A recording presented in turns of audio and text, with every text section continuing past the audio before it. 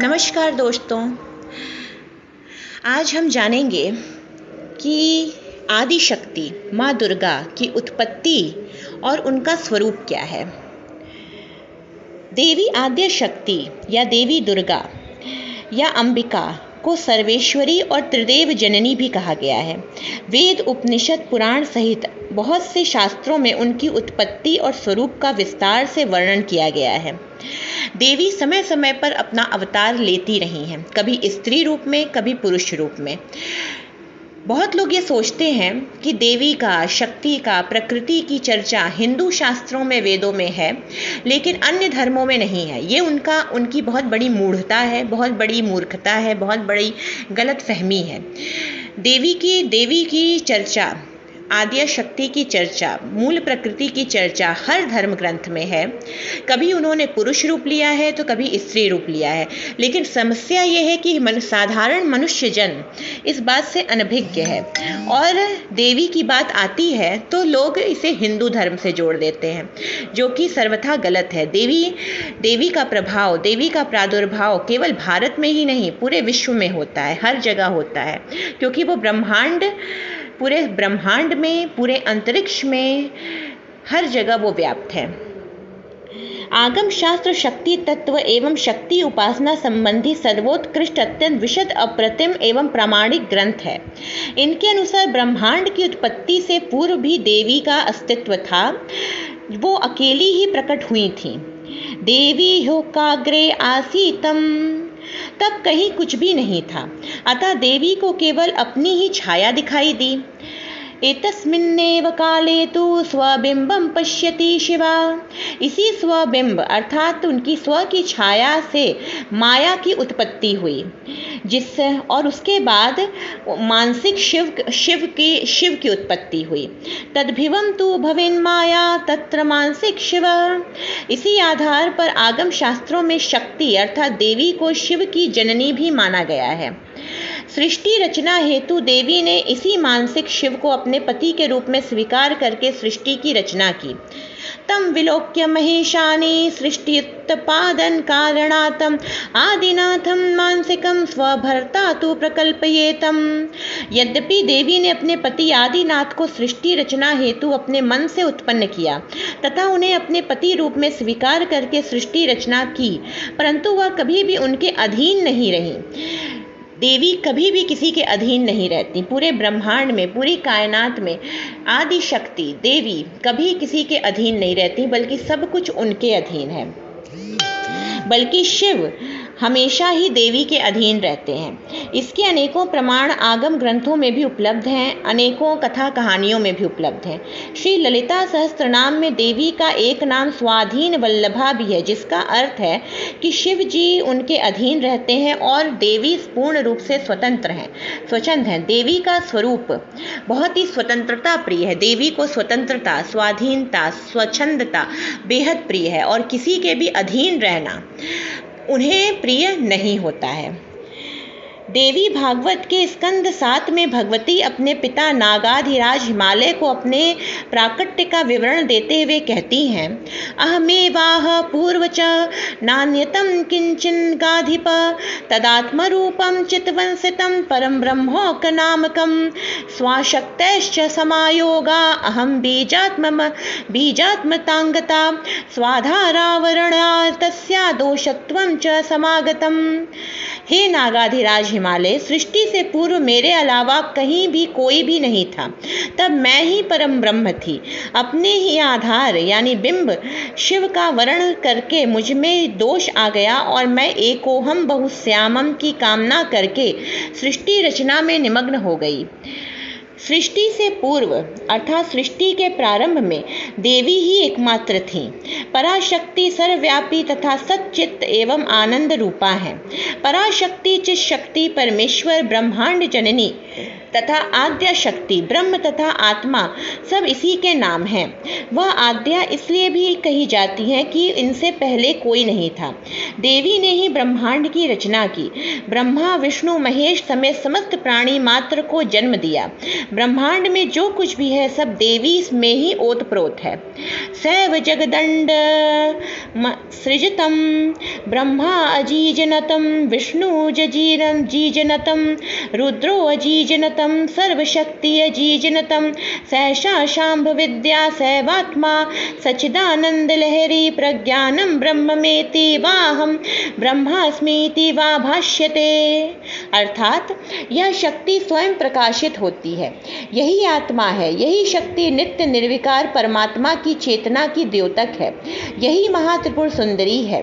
इसी पराशक्ति को 10 महाविद्याओं यथा काली, तारा, त्रिपुर सुंदरी, भुवनेश्वरी, त्रिपुर भैरवी, धूमावती, छिन्नमस्ता, बगुलामुखी, मातंगी तथा कमला एवं प्रत्यंगिरा, दुर्गा, चंडिका, गायत्री, सावित्री, सरस्वती तथा ब्रह्मानंद कला के रूप में भी पूजा जाता है। विभिन्न शास्त्रों में शक्ति शब्द को विभिन्न अर्थों में प्रयुक्त किया गया है। आगम शास्त्रों में इसे पराशक्ति कहा गया है, जो सच्चिदानंद स्वरूपा ब्रह्म है। वेदों, उपनिषदों तथा पुराणों में इसी शक्ति को महादेवी, भगवती, ईश्वरी तथा मूल प्रकृति आदि नामों से भी जाना गया है। भक्तजन परमेश्वर अर्थात परम ब्रह्म के इस परम तत्व की निर्गुण, सगुण, साकार, निराकार, स्त्री रूप, पुरुष रूप तथा विभिन्न अवतारों के रूप में उपासना करते हैं। स्त्रीरूपम वास्मय स्मरे देवी पुरुम पुवा विचिंतयेतम अथवा निष्कलम ध्याये सच्चिदानंद विग्रहम। शक्ति के स्वरूप के संबंध में वर्तमान समय में अधिकांश हिंदू धर्मावलंबियों के मन में अत्यंत भ्रांति मूलक, असत्य एवं अस्पष्ट विचारधाराएं विद्यमान हैं। इसका मुख्य कारण यही है कि ऐसे व्यक्तियों के पास इस परम दिव्य, परम उदात्त एवं परम अद्वैतवादी शाक्त दर्शन को समझ सकने के लिए सूक्ष्म दृष्टि तथा सूक्ष्म विवेक है ही नहीं। शक्ति के वास्तविक स्वरूप का दिग्दर्शन कराने के लिए इस लेख में आगम शास्त्रों, वेदों, उपनिषदों, पुराणों, देवी अथर्वशीर्ष से कतिपय उदाहरण प्रस्तुत करते हुए शक्ति के कुंडलिनी रूप, प्रकाश रूप एवं विद्युत रूप का भी संक्षिप्त परिचय दिया जा रहा है। गाणपत्यों के गणपति, शैवों के शिव, वैष्णवों के विष्णु तथा सौरों के सविता अर्थात सूर्य की शाक्तों की त्रैलोक्य सुंदरी महाशक्ति हैं। जिस परम तत्व को वेद मंत्रों ने पुल्लिंग शब्द से, वेदांतियों ने नपुंसक लिंग से प्रतिपादित किया है, शाक्त धर्म प्रेमियों ने सच्चिदानंद स्वरूपा उसी महाशक्ति को स्त्रीलिंग मानकर प्रतिष्ठित किया है। आगम शास्त्रों में देवी के विभिन्न स्वरूपों, साकार एवं निराकार का प्रतीकात्मक विवरण भी मिलता है। 10 महाविद्याओं के अंतर्गत प्रथम महाविद्या श्री आद्या काली के साकार रूप का जो विवरण उपलब्ध है उसके अनुसार काली का रूप अत्यंत भयंकर एवं डरावना है। उनका वर्ण काला है, परंतु शक्ति के उपासक उन्हें परम रूपवती तथा करोड़ों सूर्यों के समान प्रकाशमान देखते हैं। वह दिगंबरा है, परंतु भक्तों को समस्त ऐश्वर्य प्रदान करती हैं। उनका निवास स्थान शमशान है, जहां पहुंचते ही स्वतः वैराग्य उत्पन्न हो जाता है। काली मुक्त केशी है, शवासना है, मुंडमाला वृतागी है, खड्ग एवं मुंड धारिणी है। काली का यह विशिष्ट रूप भक्तों के मन में वैराग्य तथा द्वैत भावना उत्पन्न कर देता है। शव रूप महाकाल हृदयाम्भोज वासिनी सप्त प्रेतैक पर्यंक शव हृदय राजते शिवा। महाकाल रूपी शव के हृदय में तथा सप्त प्रेतों वाले मंच में विराजमान है। विशुद्धा परा चिन्मयी स्वप्रकाशा चिदानंद रूपाज गतव्यापिका च। माँ काली अत्यंत विशुद्ध, स्वयं प्रकाशमान, सच्चित आनंद स्वरूपा तथा समस्त संसार में व्याप्त है। ममैव पौरुषम रूपम गोपी का जन मोहनम अर्थात गोपियों का मन मोहने वाला मेरा पुरुष रूप श्री कृष्ण है। कदा चिदाद्या ललिता पुरुता कृष्ण विग्रहा, कदा चिदाद्या श्री तारा पुरुपाम राम विग्रहा। कभी त्रिपुर सुंदरी श्री कृष्ण का रूप धारण कर लेती हैं तथा कभी तारा श्री राम का रूप धारण कर लेती हैं। श्री काली एवं श्री कृष्ण में मूलतः कोई भेद नहीं है। श्री कृष्ण के अधिकांश मंत्रों में काम बीज की ही प्रधानता है। शक्ति ग्रंथों में श्री विष्णु के 10 अवतारों की 10 महाविद्याओं से एक रूपता सिद्ध की गई है। यथा कृष्णस्तु कालिका साक्षात् राममूर्तिश्च तारिणी धूमावती वामनस्यातं कूर्मस्तु बगलामुखी। अर्थात कालिका ही पुरुष रूप में श्री कृष्ण है, तारा महाविद्या तारा ही राम है, भुवनेश्वरी वाराह रूप है, त्रिपुर भैरवी नृसिंह हैं, धूमावती वामन अवतार हैं, छिन्नमस्ता परशुराम हैं, लक्ष्मी मत्स्य अवतार हैं, बगलामुखी कूर्म अवतार हैं, मातंगी ही बुद्ध हैं तथा त्रिपुर सुंदरी ही कल्की के रूप में हैं। विभिन्न आगम ग्रंथों में महाशक्ति का कुंडलिनी स्वरूप, विद्युत स्वरूप तथा प्रकाश रूप में भी गुणगान किया गया है। कुंडलिनी रूप में उसे शक्ति कुंडली, समस्त जननी, शक्ति कुंडलिनी, गुणत्रया वपु तथा मूलोन्निद्र भुजंगराज सदृशी माना गया है। प्रकाश रूप में उसे प्रकाशमाना, प्रथमे प्रयाणे, प्रतिप्रयाणे, अमृताय मानामम बताया गया है। विद्युत रूप में उसे सौदामिनी, सन्निभाम, तडितकारांग शिवाम एवं तडित पुंज भास्व रागी आदि दिव्य उपनामों से विभूषित किया गया है। ऋग्वेद में शक्ति को अदिति कहा गया है, जो समस्त ब्रह्मांड का आधार है। वह समस्त देवताओं, गंधर्वों, मनुष्यों, असुरों तथा समस्त प्राणियों की माता है तथा पृथ्वी, अंतरिक्ष एवं स्वर्ग में विशेष रूप से वह रहती हैं। ऋग्वेद में भी भगवती अपने बारे में बताते हुए कहती हैं, मैं ब्रह्मांड की अधीश्वरी हूँ। मैं एक होते हुए भी नाना रूपों में, अनंत रूपों में विचरण करती हूँ। मैं सर्वथा स्वतंत्र हूँ, मैं कभी किसी के अधीन नहीं होती हूँ।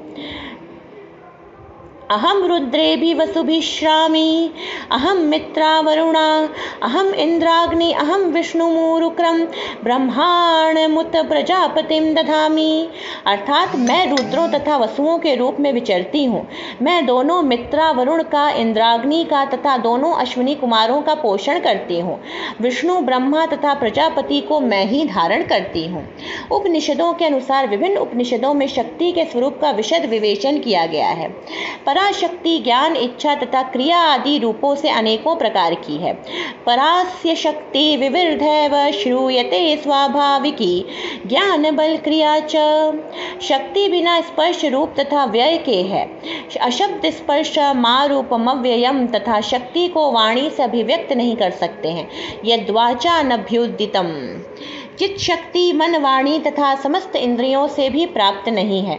यतो वाचो निर्वंतन्ते अप्राप्य मनसा सह। देवी अथर्वशीर्ष में देवी के विभिन्न स्वरूपों का विस्तार पूर्वक वर्णन करते हुए बताया गया है कि उनके वास्तविक स्वरूप को ब्रह्मादिक त्रिदेव भी नहीं जानते हैं। यस्या स्वरूपं ब्रह्मादयो न जानन्ति तस्मादुच्यते अज्ञेया, एकैव विश्वरूपिणी तस्मादुच्यते नैका, यस्या जननं नोपलभ्यते तस्मादुच्यते अजा। अर्थात देवी अज्ञेय हैं, एक हैं, अजा हैं, अलक्ष्या हैं। देवताओं के पूछने पर महादेवी ने बताया कि वह ब्रह्म स्वरूपा हैं तथा उनसे ही समस्त जगत की उत्पत्ति हुई है। वही विज्ञान तथा विज्ञान रूपिणी है। ब्रह्म भी हैं, अब्रह्म भी हैं। वह वेद भी हैं, अवेद भी हैं। वही संपूर्ण जगत की ईश्वरी हैं। वह वेदों द्वारा वंदित तथा पाप नाशिनी देव माता अदिति या दक्ष कन्या सती के रूप में भी वही हैं। वही 8 वसु, 11 रुद्र, 12 आदित्य, असुर, पिशाच, यक्ष और सिद्ध भी हैं। आत्मशक्ति हैं, विश्व को मोहित करने वाली हैं तथा श्री विद्या रूपिणी महात्रिपुर सुंदरी हैं। ब्रह्म वैवर्त पुराण में भगवान श्री कृष्ण द्वारा अपने श्रीमुख से इसी शक्ति का गुणगान करते हुए उन्हें विभिन्न उपाधियों से विभूषित किया गया है। त्वमेव सर्वजननी मूल प्रकृति ईश्वरी, त्वमेवाद्या सृष्टि विधौ स्वेच्छया त्रिगुणात्मिका, परम ब्रह्म स्वरूपा त्वं सत्या नित्या सनातनी, सर्वबीज स्वरूपा च सर्वपूज्या निराश्रया। यह शक्ति मूल प्रकृति रूपा है, त्रिगुणात्मिका है, परम ब्रह्म स्वरूपा है, सर्वपूज्या है। प्रख्यातम ग्रंथ वरिवस्या रहस्य के अनुसार महाशक्ति को प्रकाश तथा विमर्श दोनों स्वरूपों में माना गया है। स जयति महान प्रकाशो यस्मिन् दुष्टे न दृश्यते किमति किमपि, कथमिव यस्मिन् ज्ञाते सर्वविज्ञातमुच्यते वेद। उस महान प्रकाश रूप महाशक्ति की जय हो, जिसे देखने तथा जानने के पश्चात समस्त ज्ञान की प्राप्ति हो जाती है। नैसर्गिकी स्फुरताम विमर्शरूपा अस्य वर्तते शक्ति तदं विज्ञानार्थमेव 14 विद्यास्थानानि। उस महान विमर्श रूपा महाशक्ति को जानने के लिए 14 विद्याओं की सहायता ली जाती है। वेदों, आगम शास्त्रों, उपनिषदों तथा पुराणों में शक्ति की महत्ता एवं महिमा का गुणगान किया गया है। शक्ति का प्रमुख लक्षण स्पंदन अर्थात गति है। स्पंदन समाप्त होते ही जीवन समाप्त हो जाता है। शास्त्रों में परमेश्वर को शक्तिमान तथा परमेश्वरी को उसकी शक्ति बताया गया है। जिस प्रकार अग्नि का महत्व तभी तक है जब तक उसके अंदर दाहिका शक्ति अर्थात जलाने की शक्ति विद्यमान रहती है, उसी प्रकार परमेश्वर भी तभी तक शक्ति संपन्न रह पाता है जब तक उसके अंदर शक्ति विद्यमान रहती है। योग वासिष्ठ नामक उत्कृष्ट आध्यात्मिक ग्रंथ में ब्रह्म को सर्वशक्ति संपन्न मानते हुए उसकी प्रमुख 3 शक्तियों ज्ञान शक्ति, इच्छा शक्ति तथा क्रिया शक्ति की महत्ता का प्रतिपादन करते हुए बताया गया है कि यही शक्ति समस्त ब्रह्मांड की रचना, पालन तथा संहार करने का कार्य करती है। यही शक्तियाँ समस्त जड़ चेतन पदार्थों के अंदर नाना रूपों तथा नामों से विद्यमान है। संसार की रचना में स्पंदन शक्ति, जल में द्रव्य शक्ति, अग्नि में दाहक शक्ति, आकाश में शून्य शक्ति, चेतन शरीर में चित्त शक्ति तथा वीर पुरुषों में वीर शक्ति विद्यमान रहती है। शक्ति के बिना शिव भी शव हैं। समस्त आगम शास्त्र पराशक्ति की महत्ता अर्थात महिमा का गुणगान करते हैं। बिना पराशक्ति के शक्ति प्राप्त किए हुए ब्रह्मा, विष्णु तथा महेश भी रचना, पालन तथा संहार का कार्य नहीं कर सकते हैं। स्वयं शिव जी माँ पार्वती से कहते हैं, शक्तिम बिना महेशानी सदाहम शवरूपका, शक्ति युक्तो महादेवी शिवोहम सर्वकामदा, ईश्वरोहम महादेवी केवलम शक्ति योगता। हे पार्वती, तुम्हारे बिना मैं मृत अर्थात शव हूँ। तुम्हारे साथ रह के ही मैं महादेव और सब कामनाओं की पूर्ति करने वाला बन जाता हूँ। आगम ग्रंथों में तो यहाँ तक बताया गया है कि शक्ति रहित शिव का तो नाम धाम भी अस्तित्व भी नहीं रह जाता है। शक्तिया बिना शिवे सूक्ष्मे नाम धाम न विद्यते। इतना ही नहीं, शक्तिहीन परमेश्वर कुछ भी करने में अक्षम हो जाते हैं। परो ही शक्ति रहितः शक्ता कर्तु न किंचना। पराशक्ति ही समस्त कारणों की संचालिका है। जिस शक्ति से ही समस्त प्राणी उत्पन्न होते हैं, उसी में जीते हैं तथा अंत में उसी में लीन हो जाते हैं। यतो वा इमानि भूतानि जायन्ते येन जातानि जीवन्ति। बृहदारण्यक उपनिषद शक्ति के निश्वास से ही वेद उत्पन्न हुए हैं। निश्वसित मेतदम ऋग्वेदो यजुर्वेदः सामवेदः। श्वेताश्वर उपनिषद त्रिकालदर्शी ऋषियों ने ध्यानावस्थित होकर यह अनुभव किया कि पराशक्ति ही समस्त कारणों का संचालन करती हैं। यह कारणानि निखलानि तानि। शक्ति ही समस्त ब्रह्मांड का आधार है। मार्कंडेय पुराण दुर्गा सप्तशती। मार्कंडेय पुराण अंतर्गत दुर्गा सप्तशती के जिन अध्यायों में महाशक्ति की स्तुतियाँ की गई हैं, उनमें शक्ति की महिमा का गुणगान किया गया है। आधारभूता जगत स्वमेका त्वयैततं धार्यते विश्वम। आप इस ब्रह्मांड की आधार हो।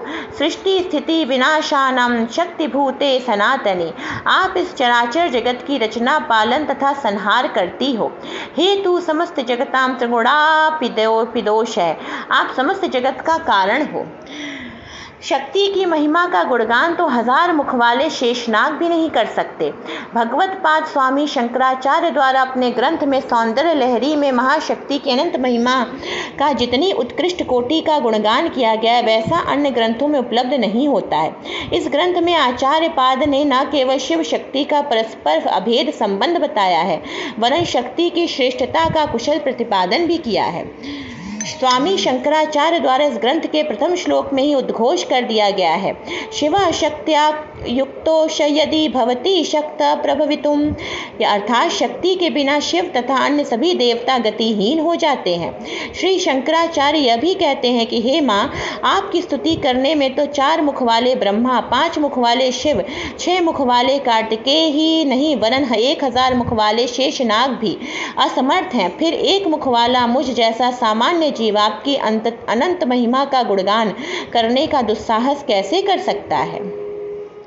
भवानी स्तोतु त्वां प्रभवती चतुर्भिर्न वदने न षड्भिने सेनानि दशशतमुखैरप्यहि पति। आदि शंकर शक्ति की महिमा का गुणगान करते हुए कहते हैं कि हे माँ, आपके शमशानवासी पति शिव के पास तो कुछ भी भक्तों को देने के लिए नहीं है, फिर भी वे महादेव की पदवी इसलिए पा सके हैं कि आपने उनके साथ विवाह किया है। कपाली भूतेषु भजते जगदीशैक पदवी भवानी तत्वा पाणिग्रहण परिपाटी फलमिदं वृषो वृद्धो यानम शमशानम क्रीणामम तव जननी सौभाग्य महिमा। स्वामी शंकराचार्य यह भी कहते हैं कि शक्ति के पलक बंद करते ही समस्त ब्रह्मांड प्रलय से नष्ट हो जाता है तथा उनके पलक खोलते ही ब्रह्मांड पुनः अस्तित्व में आ जाता है। निमेषोन्मेषाभ्याम प्रलय मुदयम याति जगति। जय हो जय हो जय हो श्री जी।